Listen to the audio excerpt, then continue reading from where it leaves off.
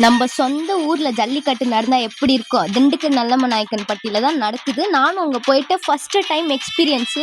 சூப்பரா இருந்துச்சுங்க. எல்லாருமே ஆர்வமா அப்படியே மாட புடிக்கிறதுக்காண்டி நின்னுட்டு இருக்காங்க. "மாடு முடிஞ்சா புடிங்கடா என்ன" அப்படின்னு சொல்லிட்டு எஸ்கேப் ஆயி ஓடிட்டு இருக்காங்க. எல்லா பிளேயர்ஸும் சூப்பரா விளையாண்டாங்க. மாடு புடிக்கிறவங்க மட்டும் வீரர்களா இல்லங்க. அந்த கிரவுண்டுக்குள்ள அந்த தைரியமா நிக்கிறவங்க ஒருத்தரும் வீரர்கள் தான். எனக்கு ரொம்ப ஜாலியா இருந்துச்சு. எப்பவுமே டிவியில பார்த்துட்டு இருந்தேன் சின்னதுலேருந்து. இப்போ வந்து நேர்ல போய் பார்க்குறதே எனக்கு ஒரு கூஸ் பம்ப்ஸா இருந்துச்சு. மாடு குதிக்குதோ இல்லையா அந்த கிரவுண்டுல நான் தான் அப்படியே குதிச்சுட்டே இருந்தேன்.